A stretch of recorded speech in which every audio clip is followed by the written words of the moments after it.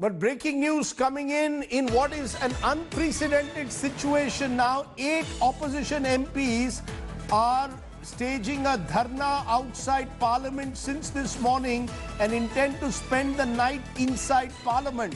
This is over the controversial farm bills. Those 8 MPs, including Derek O'Brien, you can see those images, have decided to stage a dharna outside the Gandhi statue in Parliament. They've brought their bed and their blankets, and they say they will spend the night there after they were suspended by the deputy chairperson of the Rajya Sabha for unruly behavior yesterday during the farm bill debate.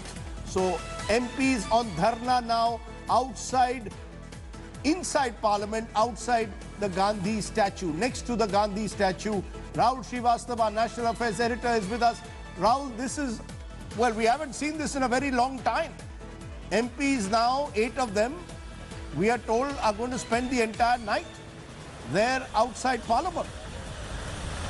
Yes, Rajdeep, I think the opposition has decided that this is one issue on which they can actually pitch the tents and make a political campaign out of it.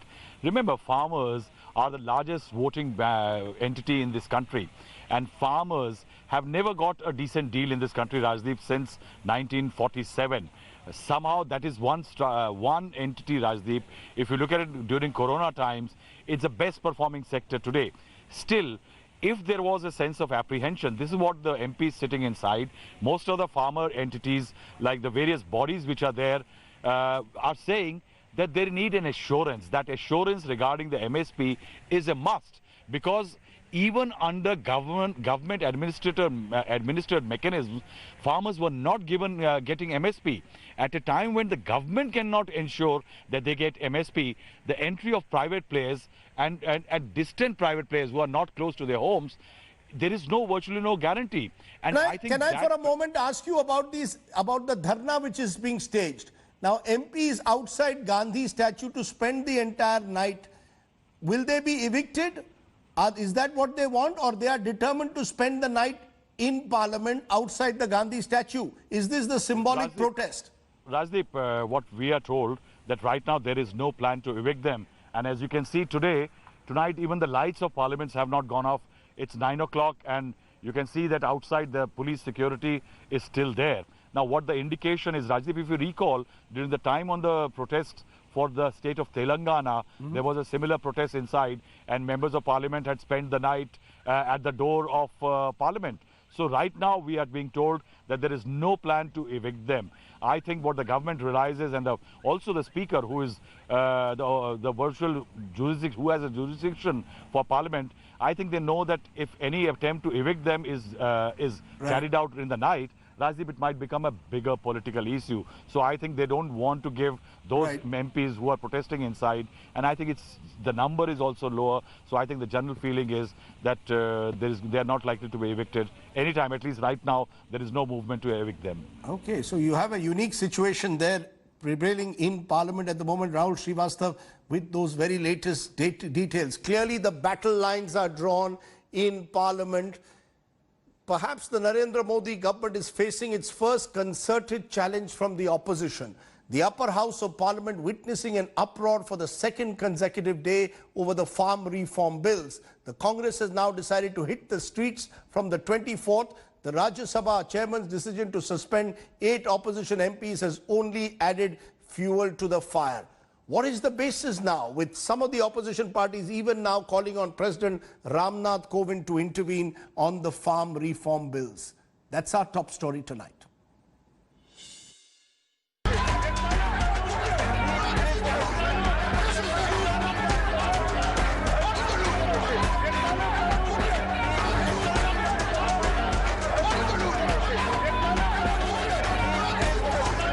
Unprecedented scenes in the Rajya Sabha. Farm reform bills passed amidst total chaos.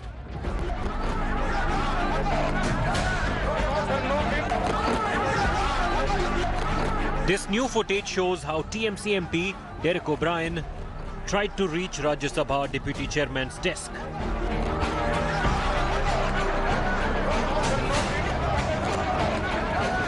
How the marshals had a tough time reining in the TMC MP.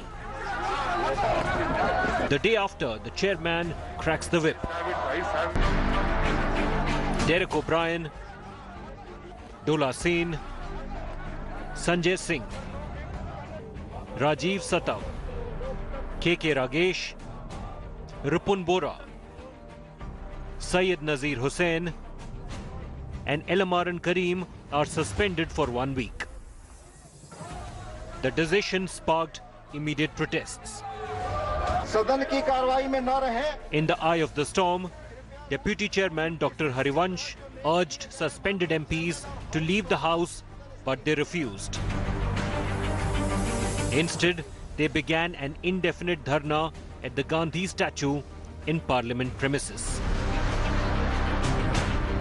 I'm not suspended. How can I be suspended? When even a single member asks for a division, it is the responsibility of the chair that the division is happening.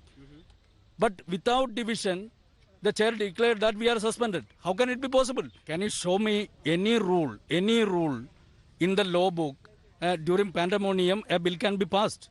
Is it there in the rule? How can you pass a bill when there is a din in the house? अगर किसी member को reminder of the house के लिए suspend करने का प्रस्ताव होता है, इस पर न बहस होगी न अमेंडमेंट होगा। प्रस्ताव के पारित होने के बाद सीधा उस मेंबर को आदेश मानने की कानूनी बाध्यता है। तो you will not follow the norms, you will not follow the rules, you will not follow the मर्यादा ऑफ प्रोप्राइटी, और आप डेमोक्रेसी की बात करते हैं। 12 opposition parties have written to President Ramnath Kovind, urging him not to grant assent to the bills. Prime Minister Narendra Modi, however, is unfazed by the outrage. आखिर ये फैसला किस तरह किसानों की आर्थिक स्थिति को बदलने में बहुत मददगार साबित होगा, इन सवालों का जवाब भी अब ग्राउंड रिपोर्ट से ही मिल रहा है। Expect more drama in Parliament in the days to come, with the centre and the opposition parties locking horns over the two contentious farm reforms bills. The battle lines have been drawn and it's a no-holds-barred contest between the two sides, from Parliament to the streets. With Kamaljeet Kaur Sandhu in New Delhi, this is Anand Patel for India Today.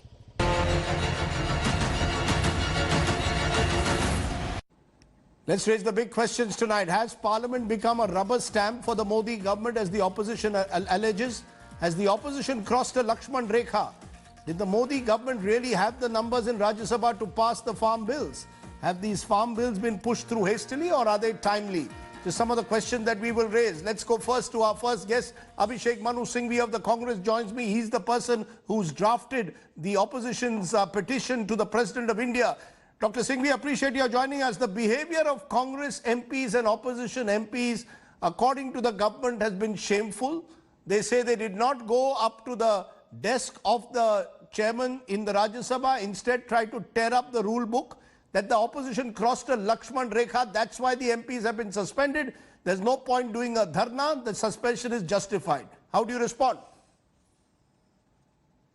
Rajdeep, I appreciate entirely that a good anchor has to be a devil's advocate, but I want to put your charge in context.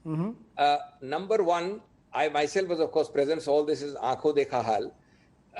At least 10 MPs or 6 or 7 of them are asking for a division. The rule is fantastic because even when the whole House 99.9 does not want a division, if one MP wants, there is an obligation, no choice, no option to have a division. Now, the learned deputy chairperson does not allow a division, and it is half of them remain in their seats and the other half in anger after this proceed towards the house, proceed towards the well. Let me assume that there was some disturbance, and I do not ever condone or excuse or, and that chapter is over now, they've been suspended. Would it be commonsensical that you have started this reply of the minister at 20 minutes to 1? 1 o'clock is the mandatory time limit because of COVID. At 1:15, at least you should have adjourned it to the next day for a division vote. Why does the House, why does the deputy chairperson treat it as if it's the last day of the current session? And Yes, that too for bills which cut to the backbone of the country. And I want to tell you one more thing. I am sitting with 50% of Rajya Sabha members in the Lok Sabha chamber. As you know, we're divided half-half. So half the house is not in the RS chamber. Now the chairman does not look at the Lok Sabha chamber, does not hear people getting up and gesticulating, does not hear people shouting for intervention and for division, does not invite us or call upon us. Dr. So in a Singhvi, sense, this is a supposed vote without a quorum. And how can you announce that the worst situation at 115 is deemed to be passed? Dr. Singhvi, your voice vote. Dr. Singhvi, your limited point is that the chairperson denied a division of votes, allowed a vote to take place through a voice vote on a very significant farm bill. Point taken. However, the deputy chairman has said that several MPs were in the well of the house, not even ready to sit. Their only purpose was to create chaos and get the house adjourned. Therefore, he had no option. You can't create chaos and also ask for a vote. Let me tell you why the two reasons which are being trotted out, and let me tell you that I have the highest regard for the chairman and the deputy chairperson, whom I know personally well. It's not about personality; it's about issues. Will form ever be taking the place of substance, Rajdeep? So you are saying that even if one MP asks for division, you are obliged to have a division. You will not adjourn it to next day, but on the ground that some have come into the well, you will have a vote saying on by voice vote is passed. He could have said, I'm not going to have a division today, you're out of your seats. Let me tell you, half the MPs are in their seats who asked for division. Some may have come into the house. Two simple options. Have a division then the next day and not that day. But the answer can't be passing it by deeming fiction. And I can tell you, the way it was passed, it gives rise to a very great feeling. And I've said it openly and I'm saying it, I'm charging the government. The government is convinced that it did not have the numbers to pass it. No, 1 minute, 1 minute. You are claiming that the government did not have the majority in parliament to pass the bills. The government spokespersons are denying it. They say they had the numbers. It was the opposition which didn't have the numbers and therefore they wanted to disrupt. I mean, let's be clear at the end of the day. All these issues will be settled on the, should have been settled on the floor of the House. Who had the numbers? Answer is simple. The proof of putting it in the eating, I agree with you. Who will find out? Division will find out whether you have the numbers, Rajdeep, or Singhvi has the numbers. It will take 24 hours. Next day, it's a working day today, Monday. Why did you pass it on that day? You give me an answer to that. And also with the deepest respect to the chairman who has rejected. I believe that the rejection is more to do with the fact that unless there is an immediate rejection, even for the next 2 or 3 days, the Honorable Deputy Chairperson cannot preside. In the interim, pending a disqualification. Now, the 14-day reason given by the Honorable Chairman, or I say to the deepest respect, would apply. 14-day notice would not apply for filing the motion. We have already filed it. Dr. Singhvi, I am now told that you have drafted a petition and the opposition MPs are taking it to the President of India, asking that these bills be taken back by the government. Now you want the President to step in to what has happened in Parliament? Is that what you're telling me? Absolutely. Not want to. We have already sent it. Remember, every non-NDA party has signed yesterday's and today's, and most of them asked me. I had the privilege to draft both of them. Barring BJD, which is non-NDA, and I can't think of any more, maybe BSP. Everybody else has signed. As far as I know, it would have reached the Honorable President. And we are asking the Honorable President, and kindly see Article 111, Rajdeep, that as the head of the Republic, both constitutionally and morally, you should be clear, you should speak out, but more than that, you should not append your signature, no assent. These are unconstitutional bills. And let me tell you one more thing. The story doesn't end here, Rajdeep. Assuming, while hoping and without conceding that the bills will be returned by the President. I'm assuming that they will not be, but I'm hoping they will be returned. Assuming they are not returned, if and when they become law or an act of Parliament, they are also highly suspect as violating the federal principle. Because the entire subject of these two bills deals with 4 specific entries in list 2 of our Constitution, which everybody knows that it is a exclusive state competence. So they will be struck down. Predicting today will be struck down by a court, but that's not for today. That's post-law. No. The problem Whether- here is that the passage of the law deserves the president not assenting to it. Dr. Singhvi, whether the bills are struck or not, struck down or not, that we leave to the courts. But in conclusion, it's very well for you to take the high moral ground. When the UPA was in power, I might remind you that the bill to form the state of Telangana was passed through voice vote, switching off the lights. That was what was done at that time. I hope you recall the manner in which the UPA under Dr. Manmohan Singh in 2014 got the Telangana statehood bill passed. So let's not take the moral high ground here. I tell you what, I have a very simple formula. I have a very simple formula for clever anchors like you who fish out and have a bank of precedents. No. I don't accept what you are saying or recollect, but let me assume it is I so. recollect. 2, 3, 4, 5, even 7 wrongs don't make a right. Sir, Dr. Singhvi, I was in parliament when that famous day was when Telangana was formed. The bill was passed through a voice vote in the Lok Sabha with the lights being switched off. Let me say that I am very sorry if that happened. Will you condone what happened yesterday because something happened about Telangana so many years? No, all I'm Tell saying... me, answer that. Sir, all I'm saying, it's my old theory. Where you stand in Indian politics depends on where you sit. You did it when you were in power. The BJP, unfortunately, is doing it today. No. That might in some cases expose my hypocrisy, and it's a valid journalistic technique, but it is equivalent. The journalistic technique is equivalent to the government pointing to Nehru for every excuse, or pointing to Lal Bahadur Shastri and Indira Gandhi. There must have been mistakes. Nobody is infallible. But how do you justify passage of the backbone of the Indian Annadatas bills? What I'm really astonished about is, why do you say past? Why did you not have it today? There can be no reason for it. Except A, I believe the government did not have the numbers and they knew it. And B, with great regret, I say that the presiding officers should have been more restrained about parliamentary procedure, practice, convention, etc. Okay.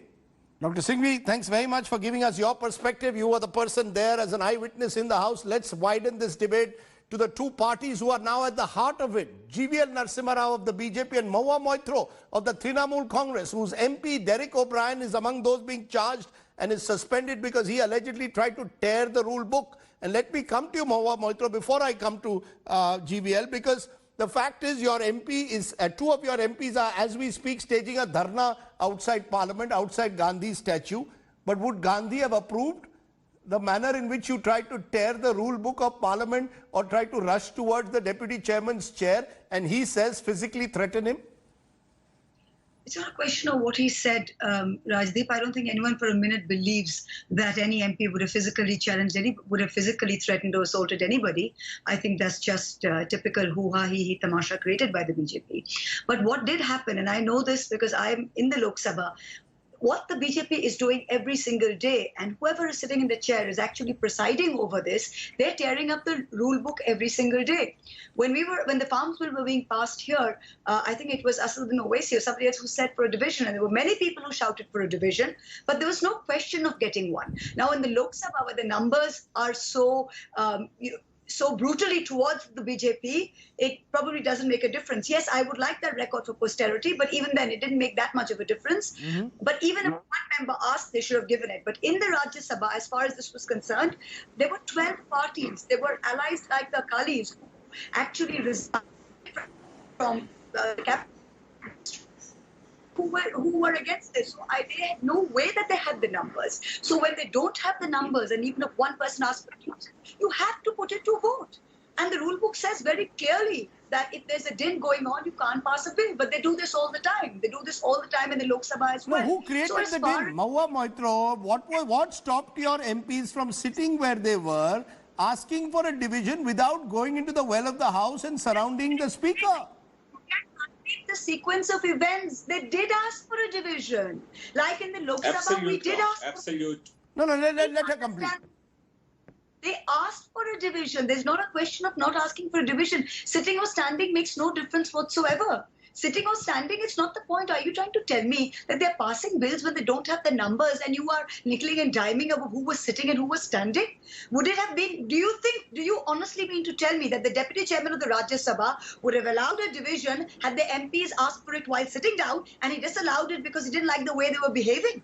Do you actually mean to tell me this, or something as important as this? And we have someone like the Minister for Law and Justice sitting there lecturing to us, talking about Maryada and propriety.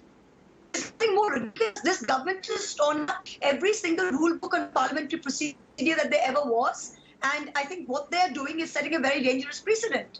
So the issue is not whether they asked for division or not. Even if one person asked, even if you could hear it, whether the person was sitting or standing, you should have allowed it. You would have lost the vote. The bill wouldn't have been passed. But you forced your way. Now, I'll come back to you in a moment because GVL Narasimha Rao needs to answer the question which now two people are making the charge today. First, Abhishek Manu Singhvi, and now Mahua Moitra, that the government did not have the majority. That actually some of your allies were deserting you on this. Even the parties who you had relied on, like the Telangana Rashtra Samiti and the Biju Janata Dal, decided to vote against the bill. You got nervous, and the government's floor managers decided the only way to pass this was to bulldoze it.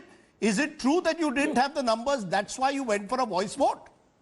No, first of all, promise me you will give me at least twice the time, because they both are speaking against us and both are misleading. Let me place the facts here. I think Mr. Abhishek Manu Singhvi, who has left the discussion or who is not a part of the debate, let me expose his hypocrisy. I think they, in their manifesto, they clearly stated that they would actually open up the agricultural markets. They actually said we will repeal the APMC acts, which are passed by the state governments. And today, we have retained APMC markets, and what this law creates is additional markets for the farmers to get better price. I'll come to the hypocrisy in a moment. I'm asking you, did you have the numbers or not? No, we had more. No, they did not even have 60 numbers. And that is why this ruckus. The minister was, you see, the discussion happened for 3.5 hours. And in the BAC, it was agreed that the bill will be voted. The bills will be voted upon yesterday. We sat for half an hour the previous day. And yesterday also, we could have completed the entire business of the House before 1:30. Why did they have to create a ruckus at 1 o'clock? Because they did not have the numbers. They're not only rushed into the well of the House, what we have seen are the most ugly scenes. They have not only insulted Parliament, they're actually insulting Mahatma Gandhi today. You see, after murdering democracy, you're going to the statue of Mahatma for penance or what? I think this is opposition has done most disgraceful behavior, and they have only been suspended. I think the rule book actually, in my opinion, allows even to seek their expulsion, because this is a want massive... the expulsion today? GVL Narasimha Rao, are you calling for the expulsion of these MPs? I'm saying this disgraceful conduct certainly behooves expulsion of such members, and this is a matter that ought to have actually gone to the Code of Ethics and through an inquiry, because these are, you see, members have been dismissed for smaller charges, expelled for smaller charges. I think on the allegations of this, what they have done yesterday, stepping onto the table, and Derek O'Brien throws the rule book on the face of the deputy chairman, and he comes out and says this is all a lie. Now all his lies have been exposed. I think people have thrown even the book, the constitution book. If you have no respect for the Rajya Sabha, if you have no respect for the Constitution of India, you have no business to be in that house. Okay. I would expect them to resign and leave. Okay, you made your point. Mahua Moitra, respond to that. That in a way, even if you believed you had a case in the manner that the deputy chairman was not allowing a vote, a proper division on this crucial bill, there are ways to do it by, in a way, surrounding the deputy chairman. By creating this kind of chaos, you lose the moral high ground. Rajdeep, what higher moral ground is there in a country where more than 80% are dependent on agriculture, and you stand up in the temple of democracy and fight for farmers? What greater moral high ground is there? You tell me. If Mr. Narasimha Rao can think of one, I'd like him to put it on the table. I don't think there's a higher moral ground. So I think when you come as elected representatives, and I think you are always very aware of where your highest constitutional obligation lies to, and it's to the people and to your constituents, and in this case to the farmers of India who feed us. So in this case, I don't think there was any other higher moral ground than to stop the passing of these two bills that are obviously detrimental to farmers' interests. Tell me something, the Akalis have been their oldest allies. What does it take for a Sukhbir Singh Badal? What does it take for a Harsimrat Kaur Badal to stand up in the Lok Sabha and to say, I resign now? What does it take for them? Do you think that's an easy decision for any ally to take? Surely they realize that you have their constituents on one side and your power on the other, and if they don't take the constituents, they'll never be back in power. I think the moral high ground was very clear from day one for all parties on this issue. And I think the BJP has also realized that they're on a slippery slope now. Otherwise, you would have the Honourable Prime Minister coming out and having a long press conference about how he's increasing MSP by 50 rupees. If you're worried about MSP, put it in the bill. That's all we're asking. Put it in the bill. Can I for a moment, GVL Narasimha, ask you, for the first time, is Mr. Modi on the back foot on this issue? The fact that the Prime Minister has had to come out on more than one occasion in the last few days to say, no, I'm not doing away with MSP, no, I'm not doing away with the APMC mandis. Somewhere the manner in which the opposition has come together and your oldest ally has publicly gone against you, somewhere has this pushed you on the back foot? On the contrary, we are actually on the front foot. We have passed two historic bills which will give justice to the farmers, which was denied to them for 70 years. You have actually chained farmers in not being able to explore the best value for their produce, and when we are actually giving them that freedom, you are actually blocking it. The entire opposition stands exposed. We are certainly explaining to people because we want them to, every farmer to realize all these people who oppose this bill, they are actually speaking up for people who have exploited farmers for 7 decades. We are certainly, we know it's a historic decision, and we will continue speaking. Okay, what Honorable Prime Minister spoke, each of us will speak in every district. You know, it's very interesting. We will address people. It's very interesting. We will go to farmers. Okay, it's very... One second, Rajdeep. Yes. This only shows the credibility and the quality of our leadership.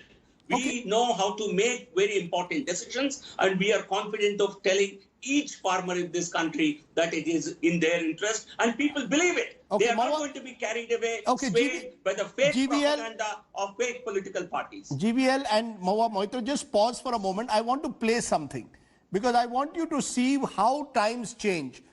I want you to respond to this. Listen in to what the BJP and the Congress, both the two main parties of the country, have spoken in the past in 2012 when there was a debate on FDI and retail on open markets for farmers. Then remember, the Congress was in the government, the BJP in the opposition. Listen in and I'll get your responses. जब किसान बोता है और बेचना जाता है तो उसके पास कोई मार्केट नहीं है, उसको मालूम नहीं किस मार्केट में जाना है. अगर मंडी जाता है तो 35 से 40% सामान खराब हो जाता है, और इस बीच में आठ लोग कमीशन एजेंट होते हैं, बीच में 8 कमीशन एजेंट बिचौलिए. ये बेचारे किसान को 15 से 17% जो माल मार्केट में बिकता है उसका केवल 15 से 17% किसान को जाता है, बाकी बिचौलियों को चले जाता है. तो आप विपक्ष के नेता और विपक्ष दलों को यह तय करना है कि वो किसान के साथ हैं या बिचौलिए के साथ. अध्यक्ष जी, ये अमेरिका का बिचौलिया है. जो ग्रामीण अर्थव्यवस्था को जानता है केवल वो इस बात को पहचान सकता है. ग्रामीण अर्थव्यवस्था ये कहती है कि आपके ये बैंकों के एटीएम तो आ जाए हैं, आड़ती उस किसान का पारंपरिक एटीएम है. किसान को बेटी की शादी करनी हो, बुआ का भात भरना हो, बहन का छूछक देना हो, बच्चे की पढ़ाई करानी हो, बाप की दवाई करानी हो, सिर पे साफा बांधता है और सीधा मंडी में आरती किया जाकर खड़ा हो जाता है.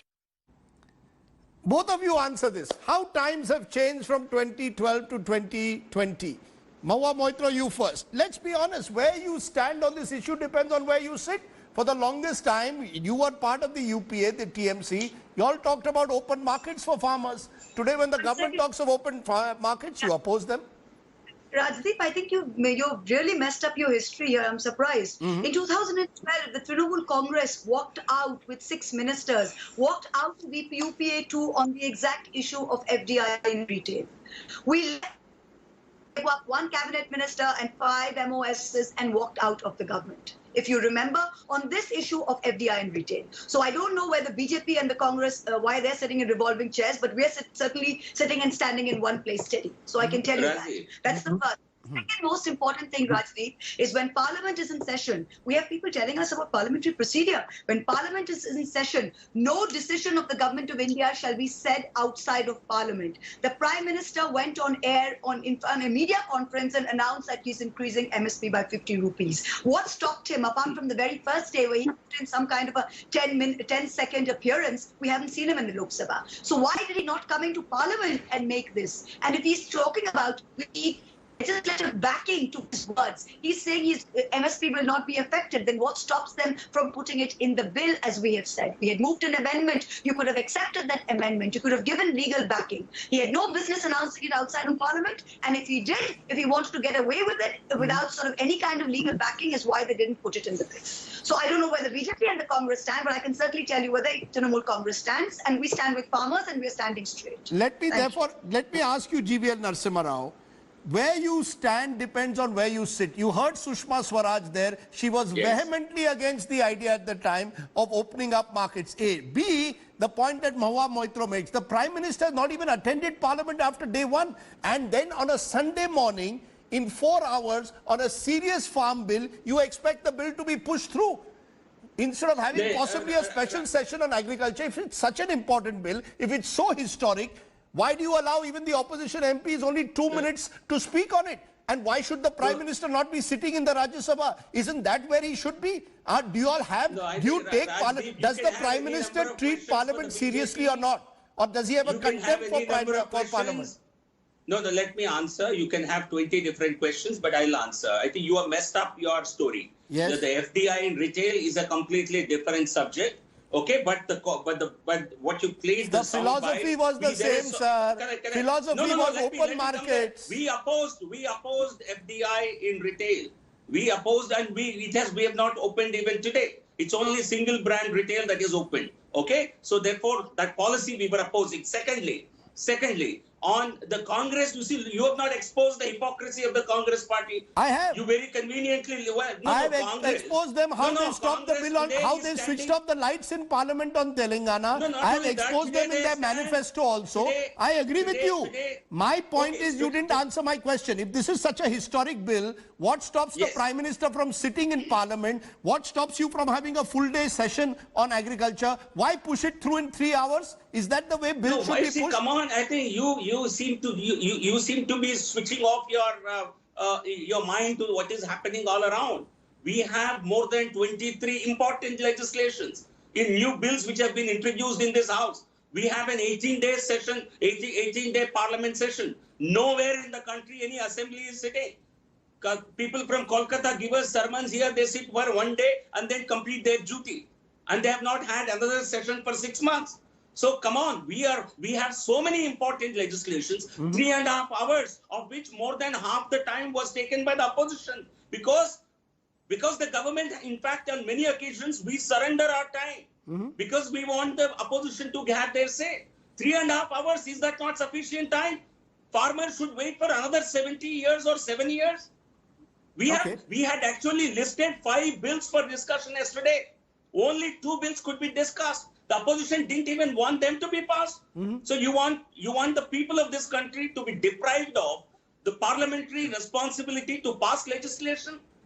I think every bill is important. Every discussion is important. We have had a discussion on COVID. We have a discussion coming up on economy. We are discussing every single subject. If you spoil the parliamentary time like the way they did today, you are only hurting the public interest. Opposition parties which have caused disruption in Rajya Sabha owe an apology to the people of this country for not letting the House function amidst this COVID crisis. Let's leave it there. Clearly, the battle lines have been drawn in Parliament. 8 suspended MLAs say they will spend the entire night. Yes, Mahua Moitra, you wanted to make a final point. Very quickly, please, ma'am. very quickly, I think we tend to forget that the PM is PM second and he's MP first. So, you know, he needs to be in Parliament. And the announcement that he made outside, the very You compare. No, ma'am, we have a strange situation where, just a minute, ma'am. We have a strange situation where, just a minute, GVL. Rahul Gandhi, who is the face of the opposition, is not in Parliament. And the Prime Minister, who's the leader of the House, doesn't spend any time in Parliament. This is the sad reality of our Parliament at the moment. No, I think that I disagree. You compare Prime Minister and the time that he spends with other Prime Ministers, you will certainly see Honorable Prime Minister spending more time. He has spent 10 minutes in Parliament only on first day, sir, and Rahul Gandhi is not present. This is the reality. This is the reality. This is not the Parliament of Atal Bihari Vajpayee or of Jawaharlal Nehru. MSP is not a new policy decision. It's a continuation of the government policy. The government doesn't work only from Parliament. Okay. Only new policy initiatives are spoken in Parliament. I think please understand that. Okay. It's not in the bill. Put it in the bill. You have made your point. We have told our concerns. We stated we have given 2.5 times more MSP than what the UPA government did. Time out.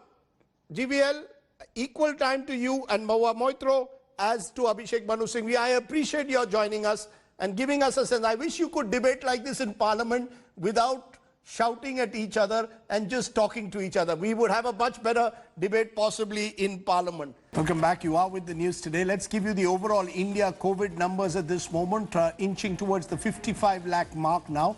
Recovered, and that rate is also increasing, almost 44 lakhs. Deaths, 87,882. The recovery rate has now climbed up to 80.1%. Last week it was around 77. Mortality rate remains constant, 1.6%. Last 24 hours, total cases 86,961. Recovered are 93,356. So the recovery rate is exceeding the number of new cases. That's the good news. Deaths, though, remain at 1,130. Now, amidst all of this, here is an article written by an Indian origin doctor in the New England Journal of Medicine that has suggested that wearing masks not only helps to increase immunity from coronavirus, but is actually acting as a potential vaccine till an actual vaccine is found. The paper, authored by Dr. Monica Gandhi and George W. Rutherford of University of California, has created quite a stir.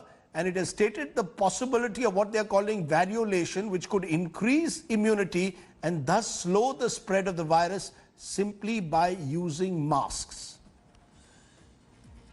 And joining me now is Dr. Monica Gandhi from Infectious Diseases and Global Medicine at the University of California in Los Angeles. Appreciate your joining us. Dr. Gandhi, the article, the journal, the New England Journal of Medicine article which you authored, where you are claiming universal masking could induce immunity against COVID.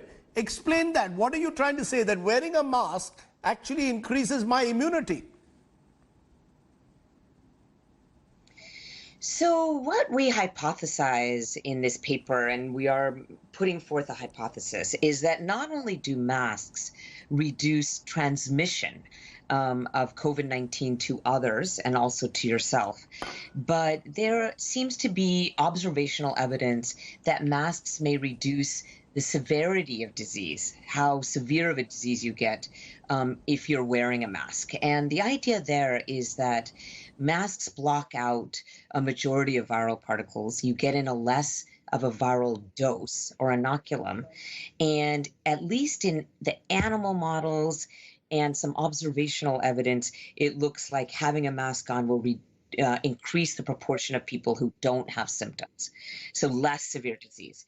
And if that is true, the good part about that is that we're seeing some very strong papers that even mild or asymptomatic infection, not having symptoms, can lead to good immunity, not antibodies necessarily, but what's called cell-mediated immunity, which is the immunity that gives us a protection against viruses.